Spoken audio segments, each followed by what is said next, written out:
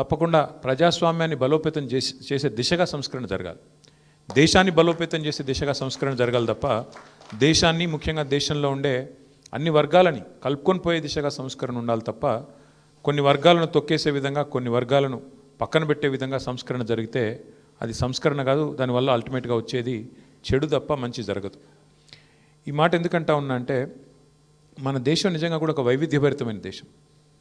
ఒకవైపు ప్రపంచంలోనే అతిపెద్ద కుబేరుడు మన దేశం వాడే, ప్రపంచంలోనే అతిపెద్ద కుబేరుడు మన దేశం వాడే. అట్లాగే ప్రపంచంలో ఉన్న అత్యంత పేదరికం ఎక్కడుంది ప్రపంచంలో అంటే కోవిడ్ తర్వాత ఒక లెక్క తీస్తే ఆఫ్రికాలో లేదు. అత్యధిక పేదలున్న దేశం ఏది అంటే మన భారతదేశం. అంటే ప్రపంచ కుబేరుడు మన దగ్గరనే ఉన్నాడు, మన దేశంలోనే ఉంది. ఇది వాస్తవం. అంటే అందుకే నేను అన్నది వైవిధ్యభరితం అని. ఇంకొక అడుగు ముందుకే చెప్పాలంటే మనది ఇది వైవిధ్యభరితం కాదు, ఇది వైవిధ్య భారతం. అట్లాంటి భారతదేశం మనది. అట్లాంటి ఈ దేశంలో మరి సింహభాగం ప్రజలు, అధిక శాతం ప్రజలు పేదరికానికి దిగువ ఉన్నారని ప్రభుత్వాలే చెప్తున్నాయి. ఇప్పుడు ఉదాహరణకు తెలంగాణ తీసుకోండి. తెలంగాణలో ఇవాళ 92-93% మందికి తెల్ల కారెట్లు ఉన్నాయి, రేషన్ కార్డులు. తెల్ల కారెట్ అంటే ఏంది? BPL, below poverty line. మరి 92-93% బిలో పావర్టీ లైన్ ఉన్నారని మనమే ఒప్పుకుంటూ ప్రభుత్వాలే ధృవీకరణ ఇస్తూ మరొకవైపు మనం తెచ్చే సంస్కరణలు ఎట్టుండాలా? వాళ్ళను కడుపులో పెట్టుకొని చూసుకునే విధంగా ఉండాలి. అమెరికా ఫలానా చేసింది, లేదా ఐరోపా ఖండంలో ఫలానా చేసినారు సంస్కరణ, అది యథాతథంగా మనకున్న ఫ్రీ ట్రేడ్ ఒప్పందమో లేకపోతే ఇంకో ఒప్పందమో దానివల్ల మనం కూడా చేయాల్సిన ఒత్తిడి ఉంది అని మన మీద రుద్దితే ఎట్లా కుదురుతుంది? మన దేశం యొక్క తలసరి ఆదాయం $2,400 డాలర్ల పరిమాణంలో మాట్లాడుకుంటే, అమెరికా యొక్క తలసరి ఆదాయం $86,000. నక్కకు నాగలోక అనుకున్నంత తేడా ఉంది. మరి అక్కడ జరిగింది ఇక్కడ జరగాలంటే, అక్కడ అమలు చేసే సంస్కరణ ఇక్కడ కూడా అమలు కావాలంటే ఎట్లయితుంది?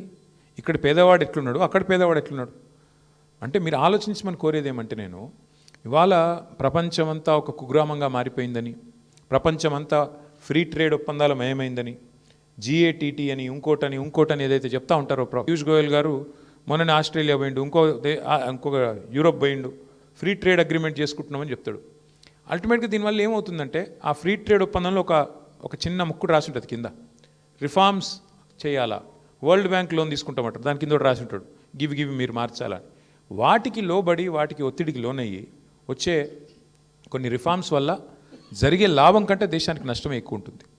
కొన్ని సందర్భాల్లో కొంతమంది పెద్దలు మాట్లాడితే, నేను పేరు తీసుకొని రాజకీయాలు మాట్లాడను కానీ కొంతమంది పెద్దలు మాట్లాడితే వింటుంటే బాధ అనిపిస్తుంది.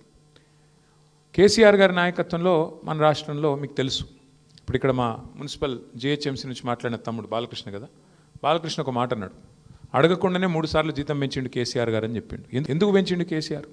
గ్రామ పంచాయతీ పారిశుద్ధ్య కార్మికుల జీతం ఎందుకు పెంచిండు అడగకుండానే? మున్సిపల్ వర్కర్లది ఎందుకు పెంచిండు 2 సార్లు? GHMCలో 3 సార్లు ఎందుకు పెంచిండు కేసీఆర్? $200 పెన్షన్ను 2,000 ఎందుకు చేసిండు? $500 ఉన్న వికలాంగుల పెన్షన్ను 4,000 ఎందుకు చేసిండు కేసీఆర్?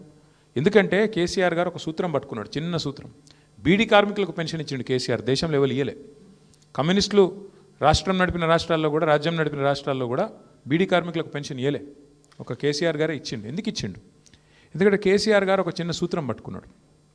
ఆయన మా అందరికీ చెప్పేది ఏమంటే పదే ఓ ప్రభుత్వం యొక్క ప్రాథమిక కర్తవ్యం సమాజంలో అత్యంత బలహీనమైన, అత్యంత ఇబ్బందుల్లో ఉన్న వర్గం ఏదైతే ఉంటుందో వాళ్ళని కడుపులో పెట్టుకొని చూసుకొని వాళ్ళకు 3 పూటలు వాళ్ళ నోట్లకు బువ్వ పోయేటట్టు చూసుకుంటే అశాంతి చెలరేగదు, రెస్ట్లెస్నెస్ ఉండదు, సమాజంలో అసమానత రాదు.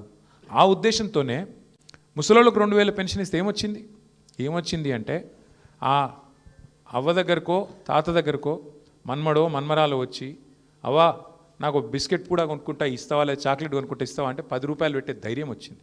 ఆ అవ్వ మీద గౌరవం పెరుగుతుంది, ఆ మానవీయ సంబంధం పెరుగుతుంది. ఎందుకు చెప్తున్నా అంటే ప్రభుత్వానికి ఆ మానవీయ కోణం పోతే కొంతమంది పెద్దలు మాట్లాడతారు, రేవడీ కల్చర్ మంచిది కాదు. ఏంటిది రేవడీ కల్చర్ అంటే ఫ్రీగా ఏది ఇవ్వద్దు, ఉచితాలు మంచిది కాదని మాట్లాడతారు. మళ్ళీ వాళ్ళే అవసరం పడ్డప్పుడు ఎలక్షన్లో గెలిచేందుకు మాత్రం 1,21,00,000 మందికి ఎలక్షన్కు 4 రోజుల ముందు 10,000 రూపాయలు మహిళల ఖాతాలు వేసారు మన బీహార్లో. అంటే ఏ ఎండకా గొడుగు, అవసరం పడితే ఒక తీరుగా, అవసరం లేకపోతే ఇంకో తీరుగా, ఇంత దుర్మార్గంగా ఈ దేశంలో మన ప్రాధాన్యాలు, మన విధానాలు ఉన్నాయి.